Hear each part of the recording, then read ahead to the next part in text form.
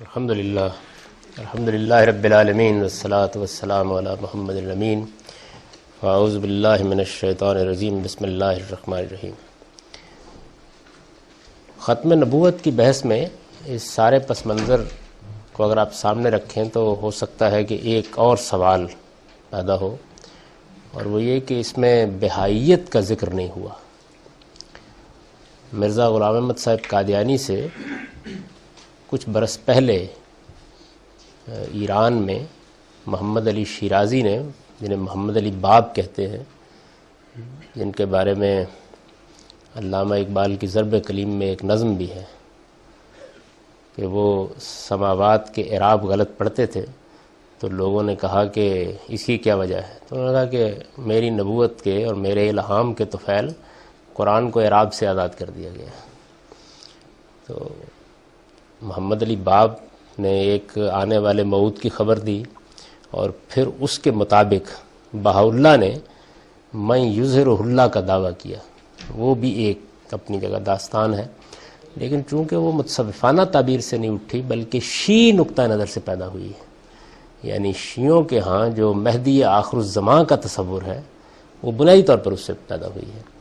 تو اگر ضرورت ہوگی تو میں کسی وقت اس پر بھی گفتگو کر دوں گا، اور اس سے چونکہ زیادہ تر لوگوں کو یہاں سابقہ بھی پیش نہیں آتا، اس لیے میں نے اس کی تفصیل نہیں کی۔ ہمارے نعیم بلوچ صاحب پچھلے لیکچر کے آخر میں کچھ سوال کرنا چاہتے تھے، آپ لوگ بھی یعنی تفہیم کے لیے کوئی سوال کرنا چاہیں تو کر لیں، تاکہ اس کے بعد پھر میں یہ عرض کروں کہ آیت ختم نبوت کی یہ لوگ کیا تعویل کرتے ہیں اور ہم اس کے جواب میں کیا کہتے ہیں۔ صوفی حضرات اپنے جو نقطہ نظر ہے اس کو دعوت کے طور پر پیش نہیں کرتے، جبکہ مرزا صاحب نے اپنے سارے فلسفے کو بطور دعوت کے رکھا اور اس کے اوپر کسی کی اخروی کامیابی اور ناکامی کو مشروط بھی کیا۔ تو یہ ایک بہت بڑا فرق ہے۔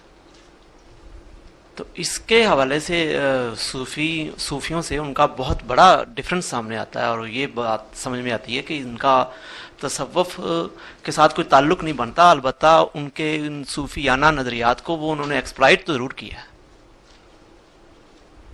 سوال پورا ہو گیا؟ جی ہاں۔ یہ میرا اصل میں موضوع نہیں ہے بحث کا، یعنی میں اس وقت کوئی قادیانیت پر یا مرزا غلام احمد صاحب قادیانی کی نبوت پر کوئی گفتگو نہیں کر رہا، بلکہ یہ بتا رہا ہوں کہ ہمارے ہاں نبوت کے معاملے میں جو متصوفانہ تعبیر ہے وہ کہاں پہنچ گئی۔ اب میرے نزدیک یہ بحث کوئی اہمیت نہیں رکھتی کہ ایک آدمی کہتا ہے کہ میں خدا ہوں، اور ایک دوسرا آدمی کہتا ہے کہ میں خدا ہوں، مجھے مانو کہ میں خدا ہوں۔ یعنی اصل میں پہلی بات بھی اپنے اندر منوانے کا پورا داعیہ رکھتی ہے، لیکن ایک دوسری بات میں نے پہلے عرض کر دیا تھا کہ لوگوں میں رد عمل پیدا کر دیتی ہے، یعنی اس کے سوا کوئی فرق واقع نہیں ہوا۔ ایک آدمی یہ کہتا ہے کہ میرے اوپر الہام ہوتا ہے، میرے اوپر وحی آتی ہے، میری فرشتوں سے ملاقات ہوتی ہے، میں وہیں سے پاتا ہوں جہاں سے محمد رسول اللہ صلی اللہ علیہ وسلم نے پایا ہے، یا یہاں سے جبریل امین پاتے ہیں، میری وحی اور میرا الہام ہر خطا سے پاک ہے، اور حق میرے زمانے میں میری ہی بات سے واضح ہوتا ہے، اور حق میرا تابع ہے، میں اس کا تابع نہیں ہوں۔ تو اس کے بعد اس کا ایک منطقی نتیجہ یہ ہے کہ اس کی بات کو اسی طرح مانا جائے جس طرح کسی پیغمبر کی بات مانی جاتی ہے۔ وہ یہ کہتا نہیں، یعنی یہ بات وہ کہتا نہیں، ورنہ نتیجہ تو یہ نکلتا ہے۔ مثال کے طور پر میں یہاں بیٹھ کے آپ سے یہ کہوں کہ جو کچھ میں آپ کے سامنے دین کی شرح و وضاحت کرتا ہوں یہ ساری کی ساری الہام اور وحی پر مبنی ہے، تو اس کا ایک نتیجہ ہے۔ میں نے وہی عرض کیا ہے اپنے لیکچر کے آخر میں کہ مرزا صاحب کے ہاں وہی چیز جو خواص کی مجالس میں ہوتی تھی وہ عوامی ہو گئی، اور اس کے ساتھ انہوں نے منوانے کی کوشش کی، اور نہ ماننے والوں کو جہنم رسید ہونے کی وعید سنا دی، تو اس کا رد عمل ہو گیا۔ ورنہ حقیقت کے اعتبار سے کوئی فرق نہیں، تاہم کوئی آدمی اس میں فرق کر سکتا، تو یہ میرا موضوع نہیں اس وقت، یعنی مجھے یہ نہیں بتانا کہ ان میں اور ان میں کیا فرق ہے، میں تو یہ بتا رہا ہوں کہ وہیں سے اٹھی ہوئی چیز، یعنی وہ اصل میں ایک صوفی ہیں، متصوفانہ تعبیرات سے انہوں نے بات اٹھائی ہے۔ پھر اس کے بعد چونکہ وہ مناظر بھی تھے تو نزول مسیح کی روایات اور اس طرح کی چیزیں ان کے ہاں زیر بحث آ گئی ہیں، اور پھر بڑھتے بڑھتے بات وہاں تک پہنچ گئی ہے۔ اور میں نے یہ بھی واضح کرنے کی کوشش کی ہے کہ یہ معاملہ باقاعدہ معلوم ہوتا ہے کہ مشاورت سے ہوا ہے، یعنی اس میں خط و کتابت بھی ہے کہ بھئی اب جب یہ درجہ حاصل ہو گیا ہے، یہ کمالات ہیں، جناب الہی سے بھی تعلق پیدا ہو گیا ہے، تو کیا حرج ہے کہ یہ معاملہ بھی کر ڈالا جائے۔ وہ ایک ہماری تاریخ کا دلچسپ لطیفہ ہے جس زمانے میں مولانا امین حسن اصلاحی اور ڈاکٹر اسرار احمد صاحب اور سردار اجمل خان لغاری اور حکیم سلطان احمد اور اس طرح کے بعد بزرگ جماعت اسلامی سے الگ ہوئے تو یہ لوگ جگہ جگہ مشاورت کرتے تھے کہ اب کیا کیا جائے. الگ ہو گئے تو مشاورت کی یہ مجالس کبھی ملتان میں ہوئیں، کبھی شجاع آباد میں ہوئیں، کسی سردار اجمل خان لغاری کے گاؤں میں ہوئیں، پھر ہڑپا میں آخری مجلس ہوئی. تو ان مجالسی کے دوران میں جماعت اسلامی کے ایک پرانے بزرگ تھے نصر اللہ خان صاحب عزیز، شاعر بھی تھے، جن کا مشہور شعر ہے میری زندگی کا مقصد تیرے دین کی سرفرازی، میں اسی لیے مسلمان، میں اسی لیے نمازی. تو نصر اللہ خان عزیز صاحب کے بارے میں معلوم ہوا کہ وہ علیل ہیں. تو یہ کچھ بزرگ حضرات ان کی عیادت کرنے کے لیے چلے گئے، پرانا تعلق تھا. تو نصر اللہ خان عزیز صاحب نے پوچھا کہ آج کل کیا ہو رہا ہے؟ تو انہوں نے بتایا کہ جی کچھ مشاورت ہو رہی ہے کہ عزم کیا جائے، ارادہ کیا جائے، نکلا جائے اور کوئی کام کیا جائے اس طرح. تو انہوں نے کہا کہ بھائی ایک مرتبہ ایک شیخ تھے، بڑے صوفی شیخ، وہ اپنے مریدوں میں بیٹھے ہوئے تھے. تو انہوں نے کہا کہ بھائی عمریست کے آوازہ منصور کون شد، ایک زمانہ گزر گیا کسی منصور نے ان الحق نہیں کہا، کیا رائے آپ لوگوں کی، یہ ہم نہ کام کر ڈالیں؟ تو کسی مرید نے کوئی مشورہ دیا، کسی نے کوئی دیا، ایک مرید خاموش بیٹھا رہا. تو شیخ نے آخر میں کہا کہ بھئی تم نے کوئی بات نہیں کی. انہوں نے کہا جی میں جب سے آپ نے یہ بات کی سوچ رہا ہوں کہ منصور نے بھی ایسے ہی مشورہ کر کے دعویٰ کیا تھا. تو اس میں مشاورت ہوئی، صاف معلوم ہوتا ہے جیسے میں نے آپ کے سامنے یہ بات رکھی. یہ میرا موضوع نہیں، میرا موضوع یہ تھا کہ میں آپ کو یہ بتاؤں کہ یہ جو تعبیر ہے ہم کر رہے ہیں اس میں قرآن اصل ہے، قرآن مجید کو بنیاد بنا کر ہم گفتگو کرتے ہیں اس ساری بات پر. متصوفانہ تعبیر کے اپنے کچھ ماخذ ہیں اور انہی کی بنیاد پر، جیسے وحدت الوجود کا تصور، حقیقت محمدیہ کا تصور، مرزا صاحب نے اس کا حوالہ دیا ہے، باقاعدہ الفاظ میں انہوں نے بتایا ہے کہ یہ میرا اسی نوعیت کا ظہور ہے، جیسے میں نے ابھی آپ کے سامنے ان کا ایک اقتباس پڑھ کے سنایا.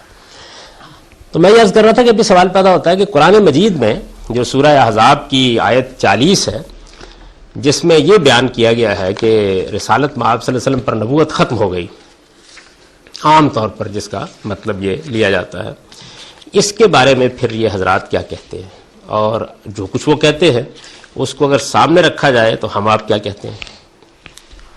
اس کی وجہ کیا ہے؟ اس کی وجہ یہ ہے کہ اگر قرآن مجید کو یہ حضرات نہ مانتے ہوں تو پھر تو ہم ان کے دعوی کا جائزہ الگ سے لیں گے، یعنی علم و عقل کے بنیاد کے اوپر اس کو رد بھی کریں گے. یہ بھی مرزا غلام احمد صاحب قادیانی بھی قرآن کو مانتے ہیں اور قرآن مجید کے بارے میں کوئی دو رائے ان کے بارے ہاں نہیں ہے. صوفیہ بھی سب قرآن کو مانتے ہیں. حد یہ ہے کہ بہائی حضرات بھی قرآن مجید کو مانتے ہیں، یعنی وہ قرآن مجید کی اس آیت سے استدلال کرتے ہیں جس میں اللہ تعالیٰ نے یہ فرمایا ہے کہ وہ معاملات کی تدبیر کرتے ہیں اور وہ معاملات زمین کے لیے نازل ہو جاتے ہیں اور پھر کم و بیش ایک ایسے دن میں فی یوم کانا مقدارہ الف سنۃ مما تعدون، جس کی مقدار تمہارے حساب سے 1000 سال کے برابر ہوتی ہے، وہ پھر ہماری بارگاہ میں پیش ہو جاتے ہیں. یہ قرآن میں بیان ہوا ہے.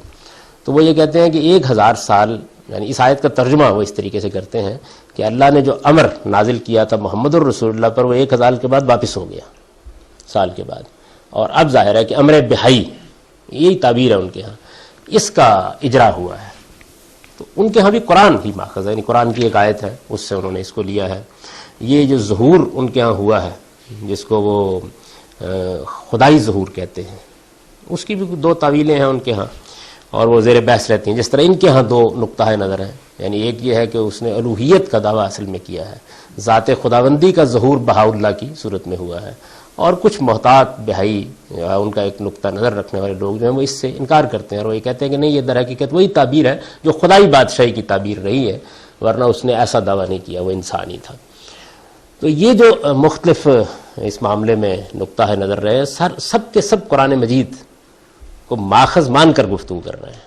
یعنی اگر وہ قرآن مجید کو ماخذ نہ مانے اور یہ کہیں جی کہ بھائی نبوت کے بارے میں جیسے پہلے نبوتوں کے بارے میں آپ فیصلہ کرتے ہیں تو ایک نئی نبوت ہے، اس کے بارے میں فیصلہ کیجئے، تو پھر ہماری ان کے ساتھ بحث اور بنیاد پر ہوگی. قرآن چونکہ زیر بحث ہے، ان کے ہم بھی زیر بحث ہے، تو اس وجہ سے اب ہم اسی کو بنیاد بنا لیتے ہیں. باقی چیزوں کی تردید کے لیے بھی بہت کچھ کہا جا سکتا ہے، لیکن پہلی بات یہ ہے کہ قرآن کیا کہتا ہے.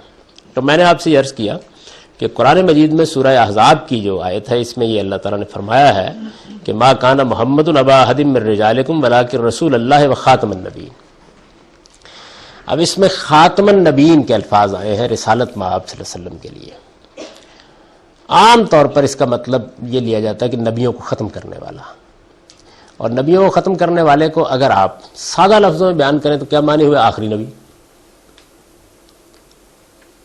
کہ حضور صلی اللہ علیہ وسلم آخری نبی ہے. اب جس وقت یہ سارے دعوے ہو گئے تو یہ سوال سامنے آیا کہ پھر رسالت مآب صلی اللہ علیہ وسلم آخری نبی ہیں تو یہ نبوت کیسے جاری ہو سکتی ہے؟ یعنی ذلی صحیح، بروزی صحیح، امتی صحیح، بہاءاللہ کا تو یہ دعویٰ نہیں ہے. وہ مستقل شریعت کے حامل ہیں اور انہوں نے اپنی شریعت دی بھی ہے 14 نکات پر مشتمل. اس میں بعض احکام ہماری جو شریعت کے ہیں ان کو انہوں نے ختم کیا ہے، تو ان کا تو ایک مستقل دعویٰ ہے. لیکن ان کے ہاں تو یہ چیز نہیں ہے. تاہم وہ مستقل دعویٰ بھی قرآن ہی سے وہ ثابت کرتے ہیں. اب یہ سوال پیدا جیسے میں نے عرض ہوا کہ پھر کیا مطلب، یعنی آخری نبی پھر کس معنی میں؟ تو مرزا غلام احمد صاحب قادیانی اور ان کے متبعین نے اور جو لوگ بھی اس بحث میں پھر شامل ہوئے انہوں نے یہ کہا کہ آخری نبی یہاں حقیقی معنی میں نہیں ہے. جیسے دمشق حقیقی معنی میں نہیں ہے. دیکھا نا آپ نے تعویل کا ایک اچھا صوفیہ کے ہاں یہ تعویل جو ہے اس کو باطنی تفسیر کہتے ہیں، اعتباری تفسیر کہتے ہیں. تو وہ ان کے پوری پوری کتابیں ہیں. یعنی ابن عربی کے نام اگرچہ حقیقت خدا بہتر جانتا ہے کیونکہ اس کا استناد پوری طرح اہل علم کہتے ہیں کہ ان کی طرف نہیں ہوتا، تاہم ان کے نام سے ایک پوری تفسیر موجود ہے. نہ بھی ہو تو فتوحات مکیہ میں بہت سی آیات کی انہوں نے تفسیر کی ہے، تشریح کی ہے، اور وہ اسی اسلوب میں کی ہے. یعنی الفاظ کے ایک خاص طریقے سے باطنی معنی وہ مراد لیتے ہیں. یہ اعتباری تفسیر یا باطنی تفسیر کہلاتی ہے. جیسے مثال کے طور پر ان الذین کفروا سواء علیہم انذرتہم، تو اس کا مطلب یہ کریں گے کہ جو اللہ کے سچے عاشق ہیں اور جنہوں نے دنیا کی ہر چیز کا انکار کر دیا ہے تو اللہ تعالیٰ نے اپنی محبت ان کے دلوں میں بند کر کے اس پر مہر لگا دی ہے. یہ قرآن میں ایک مثال ہے. تو اس طرح کی تفاسیر ان لوگوں کے ہاں بہت ہوتی ہیں. تو یہاں پر بھی بالکل سادہ لفظوں میں میں آپ کو سمجھاتا ہوں کہ سارا مسئلہ جو انہوں نے کیسے حل کیا ہے. دمشق کا مسئلہ جس طرح حل کیا آپ نے دیکھا، دو زرد چادروں کا مسئلہ جس طریقے سے حل ہوا. ایک ہی اصول ہے جو اپلائی کیا جا رہا ہے، وہ یہ ہے کہ بات کو تمثیل کے اسلوب میں لیا جائے. میں اس پر گفتگو کر چکا ہوں زبان و بیان پر بحث کرتے ہوئے اور قرآن مجید پر تدبر کے مبادی پڑھاتے ہوئے کہ مجاز، استعارہ یہ ایسا نہیں ہوتا کہ آپ نے یہ لفظ اٹھائے اور اٹھا کر جہاں چاہے اس کا اطلاق کر دیا. یعنی یہ اس طرح نہیں ہوتا. ہمارے ہاں باطنی تفسیر کا جو جدید ترین ظہور ہوا ہے وہ غلام احمد صاحب پرویز کے ہاں ہوا ہے، اور وہ بھی بالکل یہی ٹیکنیک استعمال کرتے ہیں. یعنی وہ جس چیز کو جہاں چاہتے ہیں مجاز اور استعارہ قرار دے دیتے ہیں. تو مجاز اور استعارہ ہوتا ہے زبان میں، لیکن مجاز اور استعارہ قرار دینے کے لیے قرائن ہوتے ہیں زبان کے اندر. آپ بتاتے ہیں کہ یہ بات کیسے ہے. آخری نبی کو وہ کہتے ہیں کہ یہ جو قرآن میں کہا گیا ہے کہ رسول اللہ صلی اللہ علیہ وسلم آخری نبی ہیں، یہ با اعتبار حقیقت تعبیر نہیں ہے، با اعتبار مجاز ہے. اب با اعتبار مجاز میں وہ کہتے یہ ہیں کہ آخری کا لفظ اصل میں کسی چیز کے اوپر کسی چیز کے کمالات کے خاتمے کے لیے بولا جاتا ہے. جیسے اقبال نے داغ دہلوی کے بارے میں مرثیہ لکھا ہے بانگ درا میں، تو انہوں نے کہا کہ آخری شاعر جہاں آباد کا خاموش ہے. کہا نا یہ انہوں نے. یعنی اس کا مطلب یہ نہیں کہ اس کے بعد شاعر نہیں پیدا ہوگا، بلکہ وہ باکمال شاعر، وہ شاعری جس پر ختم ہو گئی. آج ہم بھی بولتے ہیں مجاز اور استعارے کے معنی میں، ہم یہ بولتے ہیں کہ بھئی ان کے اوپر تو معلوم ہوتا ہے کہ علم کی ریاست ختم ہو گئی، بولتے ہیں نا یہ لفظ. تو یہ مجازی تعبیر ہے ایک چیز کی. اس میں کسی چیز کی فضیلت کو، اس کے کمال کو بیان کیا جاتا ہے. اچھا اب وہ کیا کرتے ہیں؟ وہ یہ کرتے ہیں کہ پھر اس کے بعد ہمارے ہاں کی جو بہت سی کتابیں ہیں، خاص طور پر تذکرے، اگر آپ دیکھیں احمدیہ پاکٹ بک دیکھ لیں، اس میں بھی یہ سارے آپ کو مل جائیں گے، اور بھی بہت سی جگہوں پر مل جائیں گے جو ان کے عام کتاب دی جاتی ہیں ہر قادیانی کو پڑھنے کے لیے، اور بہت سی دوسری جگہوں کے اوپر وہ پھر ان چیزوں کو اکٹھا کرتے ہیں جن میں یہ خاتمۃ المحدثین، خاتمۃ الفقہاء، عربی زبان میں یعنی آخری، یہ الفاظ جو ہیں بڑے بڑے فقہاء کے لیے استعمال ہوئے ہیں.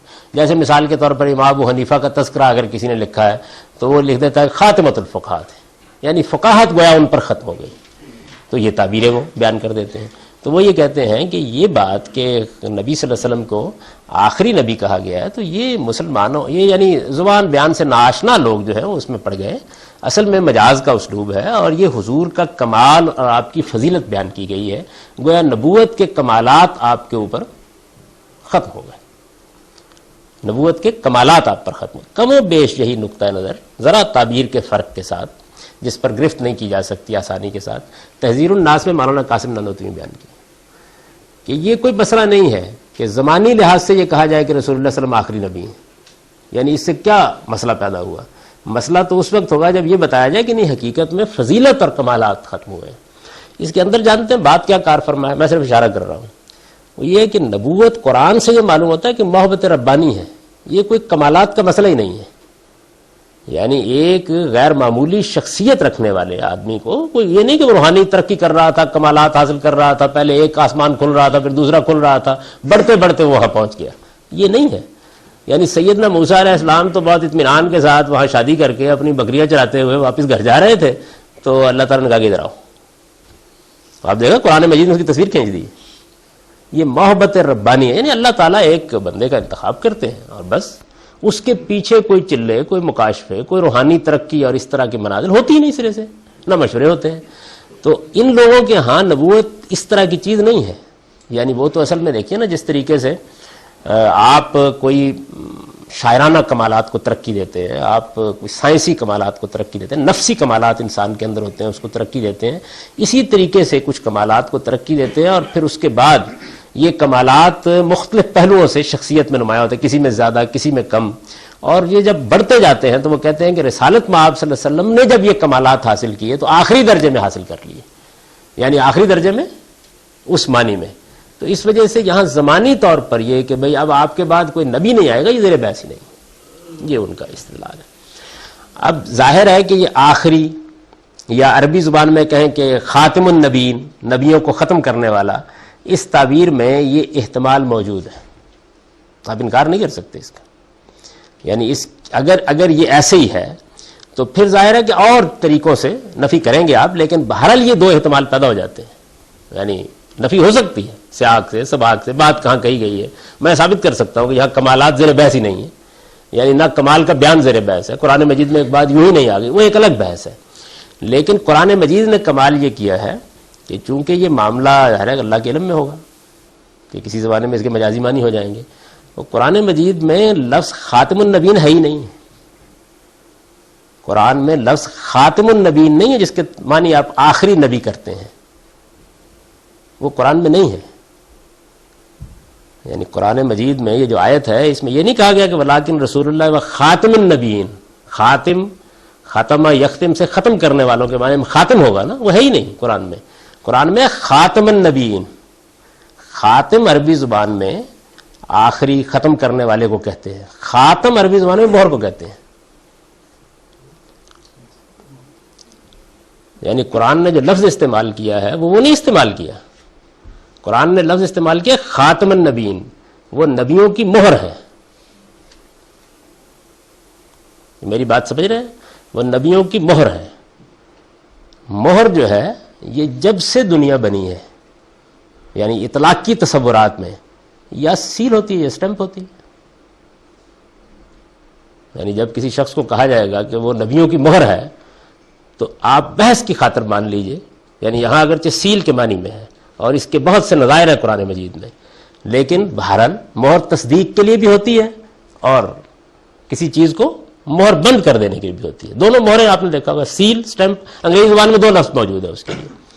تو قرآن مجید نے جو لفظ استعمال کیا وہ یہ کہ وہ نبیوں کی مہر ہے, یعنی ٹھیک مفہوم اس کا وہ ہے کہ نبیوں کے سلسلے کے اوپر مہر لگا کے اس کو بند کر دیا گیا. اب یعنی وہ تعویل کی گنجائش باقی نہیں رہتی, کیونکہ یہ تعبیر جو ہے آخری نبی آخری شاعر وہ تو مجازن استعمال ہو سکتی ہے, یہ ہو ہی نہیں سکتی سرے سے.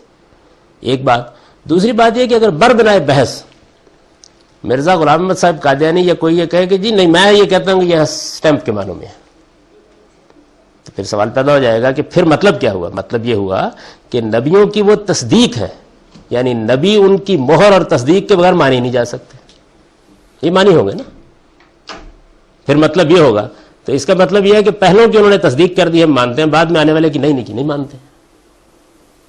یعنی نتیجہ ایک ہی نکلے گا، مختلف نہیں نکلے گا. جدھر سے بھی آپ اپروچ کریں گے نتیجہ ایک ہی نکلے گا. یعنی اگر وہ سٹیمپ کے معنی میں لیں گے تب انہیں پھر دکھانا پڑے گا کہ دیکھیے جی میری نبوت کے محضر پر یہ محمد رسول اللہ کی مہر لگی ہوئی ہے. دکھانا پڑے گا نا قرآن مجید سے اس بات کو. جیسے سیدنا مسیح علیہ السلام نے رسالت مآب صلی اللہ علیہ وسلم کی تصدیق کی اور حضور اس کا مصداق بن کے آئے، پھر یہ بتانا پڑے گا. تو یہ یعنی قرآن مجید نے لفظی ایسا اختیار کر لیا ہے کہ جس میں مجازی معنی کے احتمال کو ختم کر دیا بالکل. یعنی نبیوں کی مہر ہے، آخری ہے ہی نہیں. تو وہ کرتے یہ ہے کہ آخری کا ترجمہ کر دیتے ہیں اور اس کے بعد وہ تقریر شروع ہو جاتی ہے آخری شاعر جہاں آباد کا خاموش ہے، ساری کی ساری. وہ لفظ ہی نہیں استعمال ہوا، وہ نبیوں کی مہر ہے. یعنی نبوت کے سلسلے کو ان کی مہر لگا کر بند کر دیا گیا، سیل ہو گیا وہ سلسلہ، مہر بند، ختم ہو گیا. رسالت مآب صلی اللہ علیہ وسلم نے خود اس کی وضاحت فرمائی، جو یعنی یہ تو الفاظ سے بالکل واضح ہے. وہ میں نے بربنائے بحث برسبیل تنزل عرض کر دیا کہ اگر کوئی اصراری کرے کہ یہ سٹیمپ کے بانی میں ہے تو تب بھی بحث ختم ہو جاتی ہے. چنانچہ میرے پاس جب قادیانی لوگ آتے ہیں یا ان کے علماء آتے ہیں تو وہ بہت سی آیتیں نا ان سے بحث کرتے ہیں. تو میں ان سے کہتا ہوں کہ بھائی بات یہ ہے کہ ہمارے اور آپ کے درمیان اصل مسئلہ یہ آیت ہے. اگر یہ نہ ہوتی تو ہم دوسرے دلائل سے اس نبوت کا جائزہ لیتے. یہ آیت یہ کہہ رہی ہے کہ رسالت مآب صلی اللہ علیہ وسلم نبیوں کی مہر ہے، اور یہ بات کہ اس کا مطلب نبیوں کی مہر ہے بعد میں تو ان لوگوں نے بہت سی تعویلیں اس کی لیکن خود مرزا صاحب نے ہی معنی کیے ہوئے ہیں، اس لیے کہ ہو نہیں سکتے کوئی اور. تو معنی میں تو اتحاد ہو گیا. میں بات یہاں شروع کرتا ہوں کہ بھائی ہمارے اور آپ کے درمیان خاتم النبیین کا ترجمہ کیا ہے اس میں تو اختلاف نہیں ہو سکتا، اس لیے کہ وہ آپ کے پیغمبر کا کیا ہوا ہے اور ہم بھی وہی کرتے ہیں. یہ بالکل ٹھیک ہے. اب یہ بالکل ٹھیک ہے تو پھر اس کے معنی بتا دیجیے. اگر آپ مہر کو سیل کے معنی میں لیتے ہیں تو بحث ختم ہو گئی. سٹیمپ کے معنی میں لیتے ہیں تو ان کی نبوت کے لیے رسول اللہ کی تصدیق دکھا دیجیے. وہ کہتے ہیں دوسری کچھ آیتیں بھی ہیں. میں گزارش کرتا ہوں کہ نہیں پہلے اس پر گفتگو کر لیں. 5-7 جملوں کا تبادلہ ہونے کے بعد پھر چائے پی کے بعد ختم ہو جاتی ہے، بحث نہیں ہوتی اس کے بعد. اس لیے کہ وہ مجاز کی بحث اس پہ ہو نہیں سکتی. مجاز کی بحث جو ہے وہ تو ہوگی آخری کے معنوں میں لینے کے بعد. تو قرآن نے وہ لفظ ہی نہیں استعمال کیا سرے سے، حالانکہ عربی میں دونوں لفظ موجود ہیں. یعنی اگر قرآن مجید یہاں صرف ایک تے کے اوپر زیر زبر کا مسئلہ تھا لیکن وہ لفظ نہیں استعمال کیا. تو اس وجہ سے میرے نزدیک قرآن مجید اس معاملے میں بالکل واضح ہے کہ رسالت مآب صلی اللہ علیہ وسلم کے اوپر وحی و الہام کا دروازہ بند ہو گیا اور خدا کی عدالت زمین سے اٹھا لی گئی. اب نبی صلی اللہ علیہ وسلم نے خود اس کی وضاحت فرمائی، اور جو وضاحت فرمائی وہ روایت بھی صورتحال یہ ہے، بہت روایتیں ہیں اس باب میں، یعنی حضور نے خود جو وضاحت فرمائی ہے، لیکن جو روایت اس معاملے میں یوں سمجھیے قول فیصل کی حیثیت رکھتی ہے اس کو ہر محدث نے نقل کی، کوئی نہیں جس نے اس کو نقل. وہ روایت یہ ہے کہ لم یبق من النبوۃ الا المبشرات، نبوت میں سے کوئی چیز باقی نہیں رہی سوائے مبشرات میں. یعنی نبوت میں جو اللہ تعالیٰ کا رابطہ ہوتا ہے اس میں ایک چیز باقی رہ گئی. حضور نے فرمایا مبشرات. اب لوگوں نے پوچھا کہ قالوا یا رسول اللہ من مبشرات، صحابہ نے کہا مبشرات کیا؟ آپ نے کہا رویا الرجل الصالح، بھائی کسی نیک آدمی کو اچھا خواب آ جاتا ہے. یعنی پوری بات واضح کر دی کہ اب اگر کوئی اشارہ خدا کی طرف سے کسی موقع کے اوپر بندے کے لیے ہو سکتا ہے تو وہ زیادہ یہ ہو سکتا ہے کسی کو اچھا خواب آ جائے اور اس پر اللہ کا شکر ادا کرو بس. لیکن یہ بات کہ کوئی الہام ہوگا، کوئی القاء ہوگا، کوئی کشف ہوگا، کوئی عالم بیداری کی ملاقات ہوگی، کوئی فرشتوں کے ساتھ معاملہ ہوگا، اس کو حضور نے ختم کر دیا. یہ روایت کا تو انکار نہیں کیا جا سکتا، صحیح ترین روایت ہے، تمام جگہوں پر آئی ہے اور بڑے واضح الفاظ میں ہے. چنانچہ بخاری میں جہاں یہ روایت ہے تو وہاں ابن حجر اسقلانی نے اسی شرح لکھی تو وہ کہتے ہیں کہ اس روایت سے تو یہ بالکل واضح ہے کہ الہام، القاء، اللہ تعالیٰ کے ساتھ رابطے کے جتنے ذرائع ہیں وہ ختم ہو گئے، بالکل واضح ہے. لیکن اس کا یہ مطلب نہیں لیا جا سکتا. کیوں؟ اس لیے کہ اس امت میں بہت سے صالحین نے الہام کا دعویٰ کیا. میں نے کوئی مطلب تفنن تباہ کی بات نہیں کی، بالکل انہی الفاظ میں یہ موجود ہے. آپ ان کی ابن حجر کی شرح نکال کے فتح الباری میں دیکھ سکتے ہیں، انہی الفاظ میں موجود ہے. یہ بالکل اسی طرح کا استدلال ہے جیسے متع کے بارے میں مولانا سید ابو العلا صاحب مودودی نے کیا ہے. تفہیم القرآن میں آپ دیکھیے نا، تو وہ کہتے ہیں کہ سورہ مومنون کے بارے میں یا سورہ معارج کے بارے میں یہ تو بحث ہی نہیں ہو سکتی کہ وہ مدینے میں اتری ہیں، مکے میں اتری ہیں، مکی صورتیں پکار پکار کے کہہ رہی ہیں. صورتوں میں یہ بیان کیا گیا ہے کہ اللہ تعالیٰ نے زن و شو کا تعلق ممنوع قرار دے دیا ہے سوائے بیویوں کے اور ہر ایک سے. تو اس کے بعد پھر کیا کیا جائے اس کا کہ روایتوں میں تو یہ آتا ہے کہ متع خیبر کے موقع پر حرام ہوا, پھر یہ ہے کہ فتح مکہ کے موقع پر ہوا, اور بعد میں یہ ہے کہ نہیں اس وقت بھی نہیں, حضرت عمر نے کیا. تو وہ یہ کہتے ہیں کہ ان آیتوں کا پھر یہ مطلب نہیں لیا جا سکتا, ورنہ ان روایتوں کا انکار لازم آئے گا. تو اس طرح کے استدلال سے تو ایسی باتوں کے بارے میں آدمی کچھ بھی کہہ سکتا ہے, لیکن قرآن مجید بالکل واضح ہے کہ رسالت میں آپ صلی اللہ علیہ وسلم سیل ہے نبوت کی, بند کر دیا آپ نے, یعنی اب ختم ہو گیا یہ معاملہ, اب نہ وحی نہ الہام کوئی چیز نہیں ہو سکتی. جی پھر قراتوں والا باب میں پڑھا ہوا آپ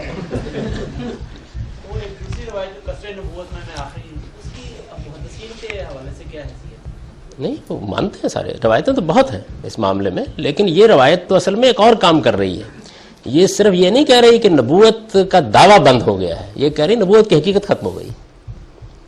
یعنی ان لوگوں نے, جو صوفیوں نے, جس وجہ سے میں نے اس کو پیش کیا, جو رستہ نکالا ہے وہ یہ ہے کہ دعویٰ نہیں کریں گے ہم, لیکن نبوت کے کمالات سب حاصل ہو سکتے ہیں. مطلب نبوت کے کمالات کیا ہوتے ہیں؟ وہی الہام ہوتا ہے, القاء ہوتا ہے, خدا تعالیٰ کے ساتھ رابطہ ہوتا ہے.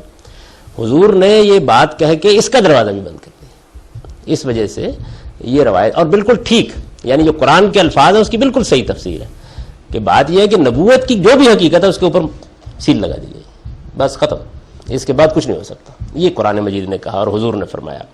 تو مجھے یہ ساری جو گفتگو آپ لوگوں سے کرنی پڑی ہے یہ اس 2 سطری عبارت کی تشریح میں تھی کہ نبوت اور رسالت کا یہ سلسلہ آدم علیہ السلام سے شروع ہو کر محمد الرسول اللہ صلی اللہ علیہ وسلم پر ختم ہوا ہے.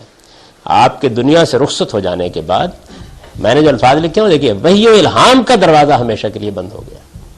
یعنی نبوت کے دعوے کو میں نے نہیں بیان کیا, وحی و الہام کا دروازہ ہمیشہ کے لیے بند ہو گیا ہے اور خدا کی عدالت زمین سے اٹھا لی گئی ہے.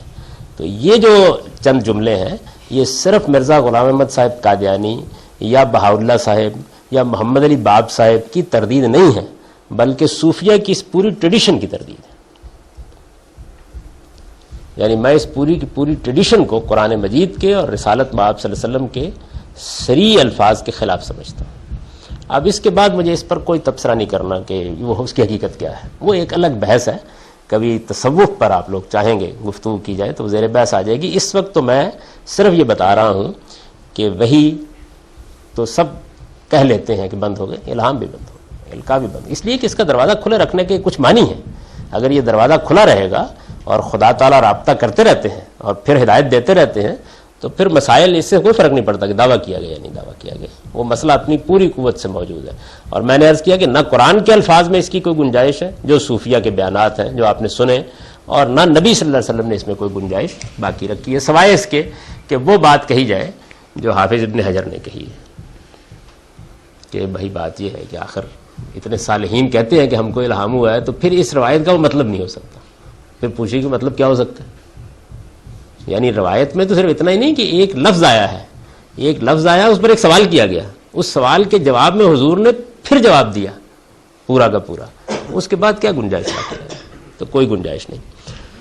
چنانچہ اب یہ جملہ جو ہے یہ بھی ایک خاص پس منظر میں ہے, اور اس میں یعنی صوفیہ یہ کہتے ہیں کہ نبوت کا دروازہ بند ہو گیا, لیکن اب لوگوں کی رہنمائی کے لیے کیا راستہ ہو.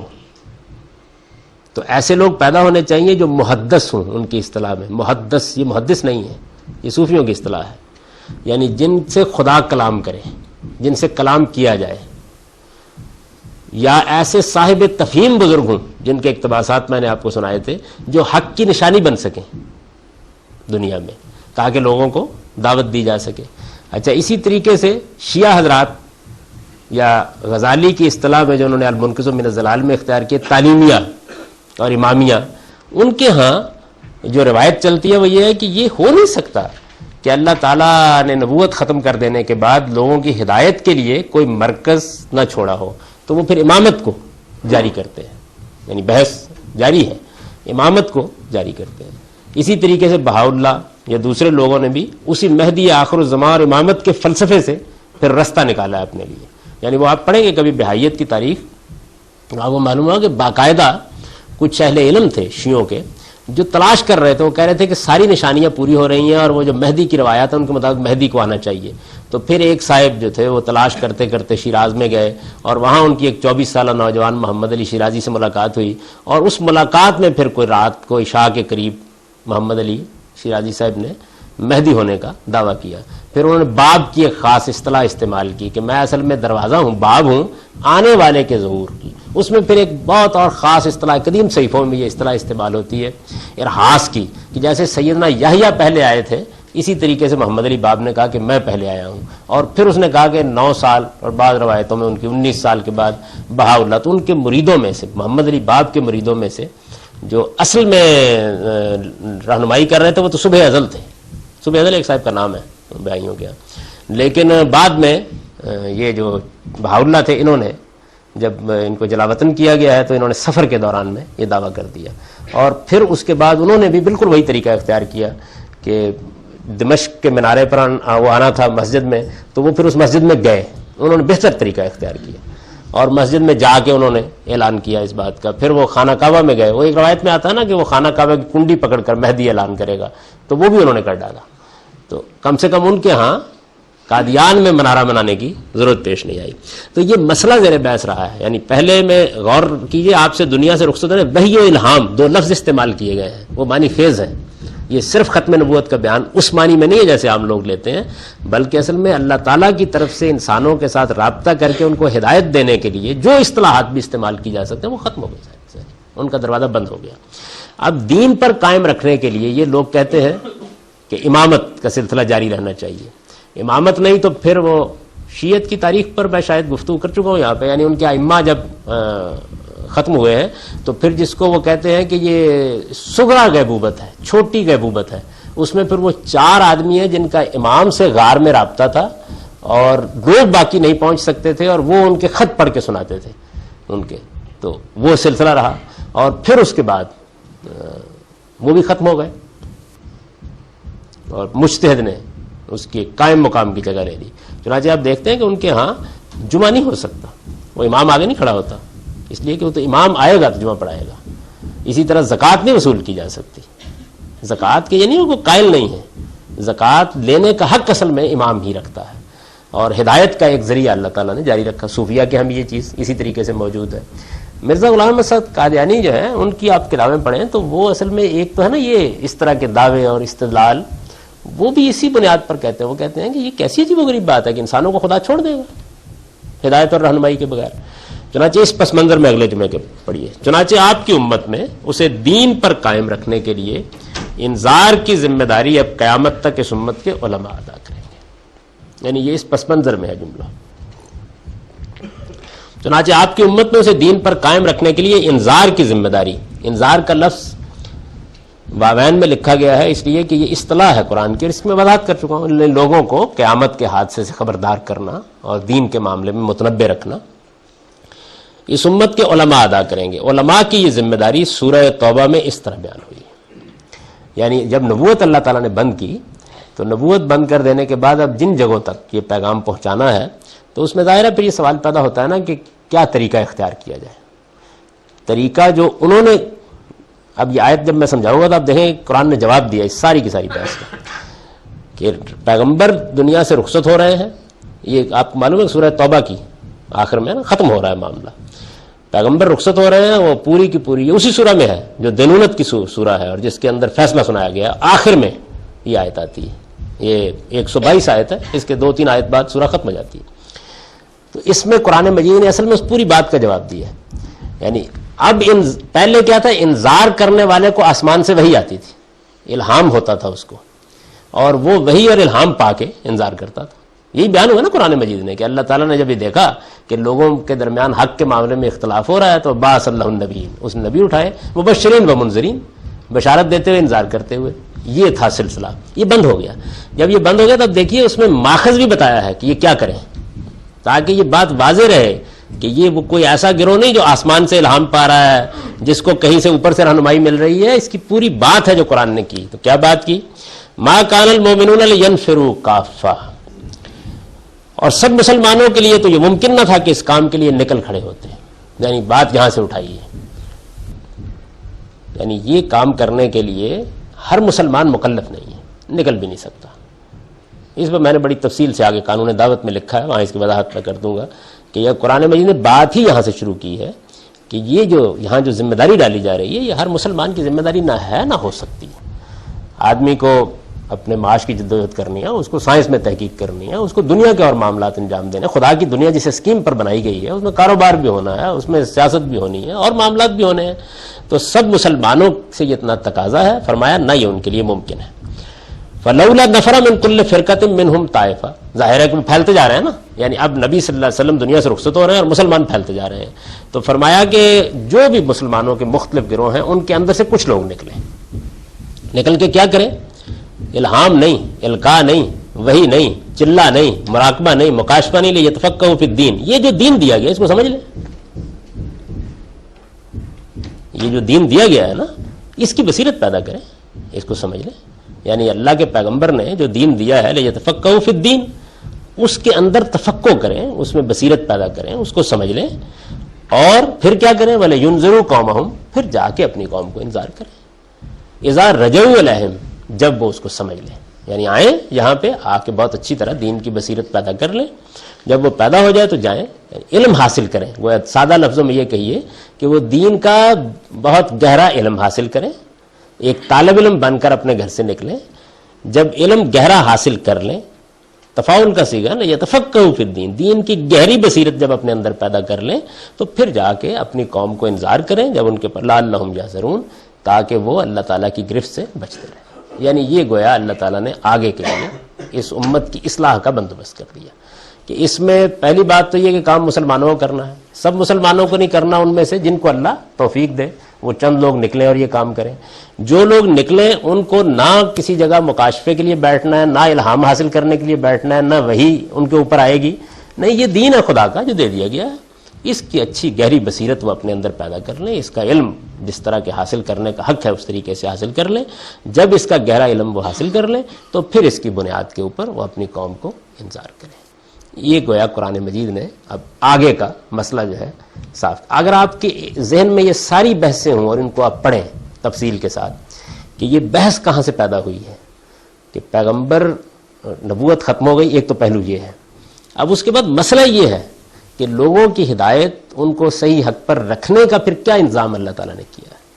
تو سورہ توبہ میں جب اللہ تعالیٰ نے معاملہ ختم کیا، یہ بتا دیا کہ دینونت برپا کر دی گئی، تمام معاملات ختم ہو گئے، تو وہاں آخر میں ایک بحث یہ آئی ہے کہ یہ کیا وجہ ہے کہ جو دور دراز کے علاقوں میں لوگ بیٹھے ہوئے ہیں ان کے اندر دینداری میں استحکام نہیں ہے اور وہ دین کے معاملے میں بھی صحیح علم پر نہیں کھڑے اور ان کے ہاں بہت سی غلطیاں ہو رہی ہیں. تو فرمایا کہ ان لوگوں کو اچھی صحبت میسر نہیں رہی، لہٰذا اب ان کے اندر سے کچھ لوگ نکلیں، وہ آئیں مدینے میں آ کر دین کی صحیح بصیرت حاصل کریں اور جائیں اور جا کے اپنی قوم کو انذار کریں. یہاں سے گویا اللہ تعالیٰ نے اس مسئلے کا حل کیا. اور اس کے بعد امت کے اندر جو صحیح ٹریڈیشن چلی ہے وہ یہی ہے، یعنی کچھ لوگ خدا کے دین کی بصیرت حاصل کرتے ہیں، اس میں تفقہ حاصل کرتے ہیں، اور اس کے بعد ہماری امت میں اللہ کا بڑا شکر ہے کہ ہمیشہ یہ سلسلہ جاری ہے. مجھ سے بہت سے لوگ پوچھتے ہیں کہ تمہاری اسلام کی نشت ثانیہ کے بارے میں کیا رائے ہے، تو میں ان سے یہ عرض کرتا ہوں یہ تعبیر ہی ٹھیک نہیں ہے. اس کی وجہ یہ ہے کہ اسلام تو کبھی نہیں مرا، زندہ اور پائندہ ہے. اس کی کتاب زندہ ہے، اس کے پیغمبر کی سیرت زندہ ہے، وہ بالکل تاریخ کی روشنی میں کھڑا ہے، اور اس دین کو سمجھنے والے، اس میں بصیرت رکھنے والے اہل علم مسلسل پیدا ہو رہے ہیں. اور حد یہ ہے کہ جو انتہائی دور زوال ہے اس میں اس درجے کے پیدا ہو رہے ہیں کہ کوئی کمی نہیں ہے اس کے اندر. تو یہ اللہ تعالیٰ کا جاری کردہ سلسلہ ہے جو ہمیشہ قیامت تک جاری رہے گا. جاوید صاحب ایک سوال ہے اس سلسلے میں. یہ جو بات ہے یہ بیسیکلی مثبت بات ہے، پازیٹیو بات ہے کہ علماء نے حضور اکرم کے جانے کے بعد یہ ذمہ داری اٹھانی ہے، لیکن قرآن کی آیت کے جو الفاظ ہیں وہ ایک منفی انداز میں بیان کر رہے ہیں. ایسے محسوس ہوتا ہے جیسے یہ کام ہو نہیں رہا اور ایک خاص طریقے سے طنز کیا جا رہا ہے کہ ایسا کیوں نہیں ہوا کہ تم میں سے ایسے لوگ اٹھتے. ایسا ہی تھا. یعنی قرآن مجید میں تو اصل میں بات، جیسے میں نے عرض کیا نا، وہ پیغمبر کی سرگزشت انذار ہے. تو بات اصل میں ایک صورتحال میں ہوتی ہے. یہ دور دراز کی بستیوں کے جو لوگ تھے یہ آتے ہی نہیں تھے، ان میں سے دین کا علم حاصل کرنے کے لیے بھی آمادہ نہیں ہوتے. بھیجا جاتا تھا بعض اوقات. 2-3 موقع تو ایسے ہوئے کہ صحابہ کرام کو بھیجا گیا اور وہ رستے میں مار دیا گیا. بہت مشہور واقعات ہیں. یعنی نہ ادھر سے صورتحال ہو رہی تھی نہ ادھر صورتحال ہو رہی تھی. تو قرآن نے اس پر تبصرہ کیا. تبصرے کے ذیل میں یہ بات آئی اور اپنی بات اللہ تعالیٰ پازیٹیولی یہ ذمہ داری منتقل نہیں کی. منتقل نہیں کی. یعنی ایک موضوع پیدا ہو گیا تو اس کے ضمن میں اللہ تعالیٰ نے اس کو بیان کر دیا. اور یہ قرآن کا سارے ہی احکام میں اسلوب ہے, یعنی وہ اس طریقے سے اس کو بیان کر دیتا ہے. ایک مسئلہ پیدا ہوا, لوگوں نے اس میں کوتاہی برتی تو توجہ دلائی گئی. یعنی میں اس کو ایسے دیکھتا ہوں کہ یہ بڑا اصل میں نیچرل معاملہ تھا, ایسے ہی ہونا چاہیے تھا. نہیں ہوا تو زیر بحث آ گیا, ورنہ اس کو بیان کرنے کی کوئی ضرورت نہیں تھی. زیر بحث آ گیا تو اب اللہ کا شکر ہے کہ ہم قرآن کی بنیاد پر اس کو بتا بھی سکتے ہیں اور بیان بھی کر سکتے ہیں. یہ اس کا معاملہ ہے. یتفقہوا فی الدین ولینذروا قومہم اذا رجعوا الیہ. اب اس کے بعد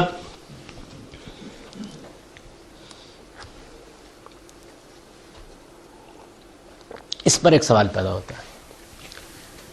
وہ سوال یعنی ایک اہم سوال ہے, اور میرے خیال کے مطابق اس پر ہم کو تھوڑی سی آگے بڑھنے سے پہلے تفصیلی گفتگو کر لینی چاہیے.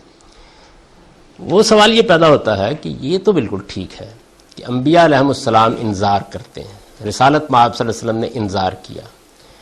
آپ کے بعد جو لوگ اپنی قوم کی اصلاح کرنا چاہیں ان کو دین کی گہری بصیرت حاصل کرنی چاہیے. نہیں, الہام اور وحی تو نہیں ہوگی, گہری بصیرت حاصل کرنی چاہیے, وہ انذار کریں گے.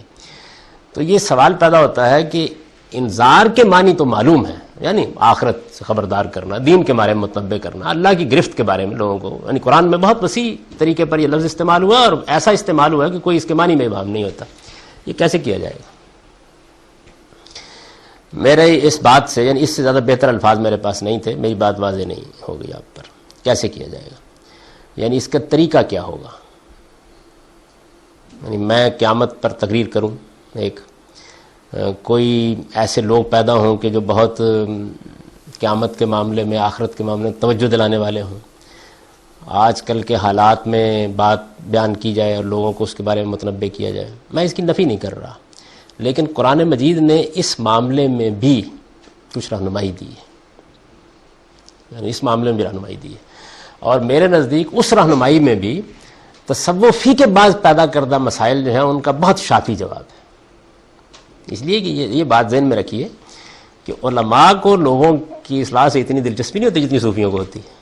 یعنی اس میں دو رائے نہیں ہو سکتی, اور چونکہ ان کو ہوتی ہے تو ان کے ہاں یہ مسائل بھی پیدا ہوتے ہیں. قرآن مجید میں ایک مقام پر اللہ تعالیٰ نے یہ بتایا ہے کہ اس انذار کو لفظ استعمال کیا کہ نا, ایک ہی پیغمبروں کے لیے بھی یہی لفظ استعمال ہوا ہے اور علماء نے بھی یہی کرنا ہے. تو رسول اللہ صلی اللہ علیہ وسلم کے بارے میں یہ بتایا گیا ہے کہ آپ کو اس انذار کے لیے کیا بتایا گیا, یعنی کیسے کریں. اس سوال کا قرآن کہتا ہے اوحی الیہ ھذا القرآن لانذرکم, یعنی مجھے انذار کی ذمہ داری دے کر اللہ نے بھیجا تو انذار کرنے کے لیے یہ قرآن دیا. یہ پڑھ کے سنا دو. ابھی میری بات تو شاید آپ نہ سمجھ سکیں, میں بات عرض کر رہا ہوں, اس کے کچھ اطلاقات ہیں. قرآن دیا کہ یہ قرآن پڑھ کے سنا دو. چنانچہ یہ بالکل حقیقت ہے. یعنی آپ اس روشنی میں پوری سیرت کو کھنگال ڈالیں, آپ حیران ہوں گے کہ رسالت میں آپ صلی اللہ علیہ وسلم نے ہمیشہ یہ طریقہ اختیار کیا. یعنی کبھی بھی یہ نہیں ہوا کہ آپ نے آخرت پر کوئی خطبہ دے دیا ہو, یا آپ نے کوئی تقریر فرمائی ہو, یا آپ نے کوئی خاص طریقہ, قرآن آپ نے پڑھ کے سنا. انذار کا کام آپ نے اسی طریقے سے کیا. اس کے بعد دین کی شرح, وضاحت, تفہیم کے لیے آپ نے بات بھی کی, سمجھایا بھی, سوالوں کے جواب بھی دیے, وہ ایک الگ چیز ہے. لیکن یعنی دین کا علم دینا, دین کے بارے میں کوئی مسئلہ پیدا ہو گیا اس کو سمجھانا, یہ اور چیز ہے. لیکن انذار جو یہاں بیان ہوا ہے اس کے لیے حضور نے قرآن مجید پڑھ دیا. یعنی آپ کے بارے میں تو یہ آتا ہے کہ قریش کے سردار آئے, انہوں نے آ کے پوچھا کہ آپ کی کیا بات ہے, تو آپ نے فلاں سورہ پڑھنا شروع کر دیا. آپ مکے میں گئے, عیسائی آئے گفتگو کرنے کے لیے, انہوں نے کہا آپ کی دعوت کیا ہے, آپ نے فلاں سورہ پڑھنا شروع کر دیا. یعنی قرآن مجید ہے جو اصل میں, تو قرآن نے یہ بیان, اوحی الیہ ھذا القرآن, قرآن ہے یہ, مجھ پر یہ قرآن وحی کیا گیا ہے. کس لیے؟ لانذرکم, کہ میں تمہیں انذار کروں بہی, اس کے ذریعے سے. اچھا, اب اس کے بعد میں یعنی بعد میں کیا کیا جائے, تو بعد کا جواب بھی اسی آیت میں دے دیا گیا ہے. لانذرکم, پوری آیت نہیں پڑھی میں نے, اوحی الیہ ھذا القرآن, مجھ پر یہ قرآن وحی کیا گیا ہے, لانذرکم, کہ میں انذار کروں تمہیں بہی, اس کے ذریعے سے, ومن بلغ, اور وہ بھی جن تک قیامت, وہ بھی جن کو قیامت تک یہ قرآن پہنچتا رہے. یعنی یہ قرآن ہے اصل میں جس کی بنیاد پر یہ انذار ہونا ہے. اور قرآن مجید اب ہمیں کچھ نہیں کرنا سوائے اس کے کہ قرآن مجید کو پہنچا دیا جائے. وہ بولے گا خود، متوجہ خود کرے گا، متنبع خود کرے گا، زندگیاں خود بدلے گا جتنی بدلنی ہے. یعنی وہ کام وہ کرے گا. ہاں البتہ یہ پیش کرنے والے لوگوں کو دین کی صحیح بصیرت حاصل ہونی چاہیے کہ جب لوگ اس انذار سے متوجہ ہو کے ان سے پوچھیں کہ پھر کیا ہے دین، تو وہ بتانے کی پوزیشن ہے. یعنی وہ دین کا علم، اور پیغمبر صلی اللہ علیہ وسلم نے اسی طریقے سے کیا. یہ میں نے چونکہ اب بات ختم ہو رہی ہے اس لیے عرض کیا کہ بڑے نازک سوالات پیدا کیے ہیں ہمارے ہاں صوفیہ نے اس معاملے میں. صوفیانہ تعبیر چونکہ دین کی زیر بحث ہے کہ پیغمبر دنیا سے رخصت ہو گئے. اب وہ کہتے ہیں کہ صحابہ کرام جو ہیں ان میں تو دیکھیے کیسی غیر معمولی تبدیلی آ گئی حضور کی ذات گرامی سے. تو اب پیغمبر رخصت ہو گئے تو پھر اس کے بعد جو بندوبست ہے اللہ تعالیٰ کی طرف سے وہ کیا کیا گیا ہے.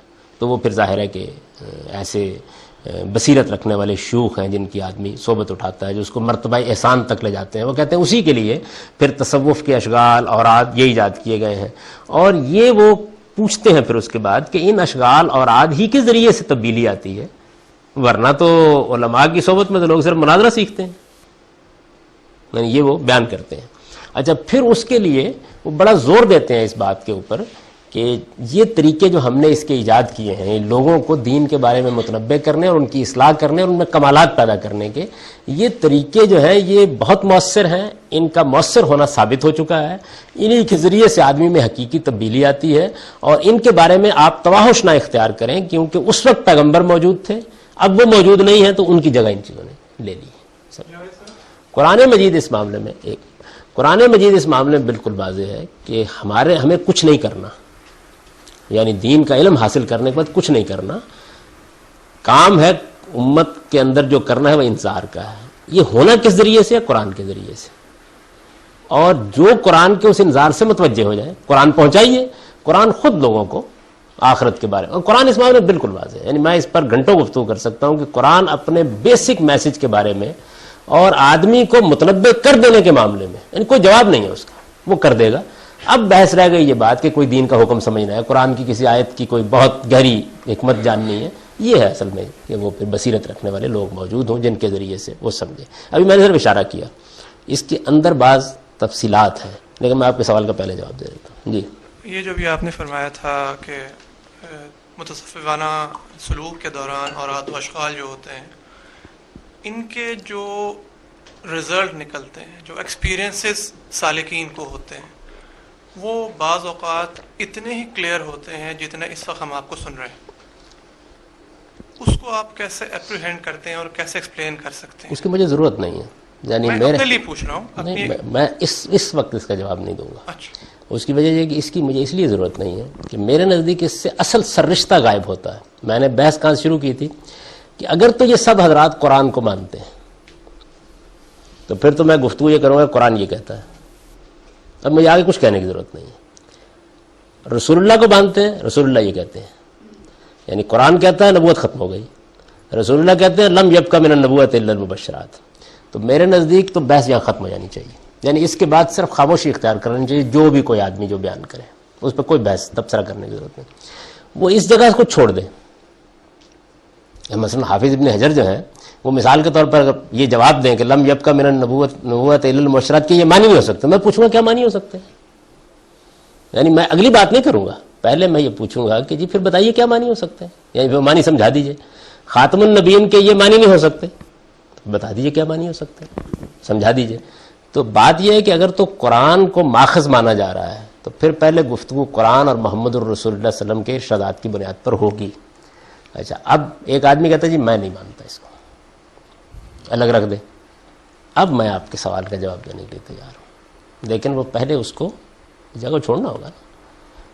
یعنی اب میں بتا سکتا ہوں کہ یہ سب کیوں ہوتا ہے، کیسے ہوتا ہے، کیا حقیقت ہوتی ہے اس کی. یہ پھر ایک علمی سوال ہے. نہیں میں عرض کرتا ہوں آپ سے وہ یہ ہے کہ ان سب کو مانتے ہوئے ایک فزیکل ایکسپیرینس، کہ فزیکل ایکسپیرینس کو آدمی ڈینائی نہیں کر پاتا مینٹلی، تو اس فزیکل ایکسپیرینس کی کیا بیسز ہیں؟ اور وہ ایسا ہی فزیکل ہے جس طرح میں آپ سے بات کر رہا ہوں. جی بالکل ٹھیک بات ہے. اس کا جواب بھی قرآن نے دے دیا نا. یہ بتا دیا قرآن مجید نے کہ یہ صرف قرآن تھا جس کے نزول کے موقع کے اوپر قرآن مجید کی آخری صورتوں کے اندر بڑی تفصیل سے یہ چیز زیر بحث آئی ہے، اور قرآن مجید نے اس کو ایک سے زیادہ مقامات کے اوپر موضوع بنایا ہے کہ یہ صرف قرآن تھا جس کے نزول کے موقع کے اوپر آسمان میں پہرے لگا دیے گئے تھے. اور قرآن مجید یہ کہتا ہے کہ جنات کا فرشتوں سے چیزوں کو اچکنا اور لاجا کر اپنے لوگوں کے اوپر الہام کرنے کا جو سلسلہ تھا یہ اس زمانے میں بند کر دیا گیا. یہاں تک کہ اس نے پھر ایک پورا تجربہ نقل کیا ہے کہ جنات نے یہ آپس میں کہا کہ ہوا کیا ہے.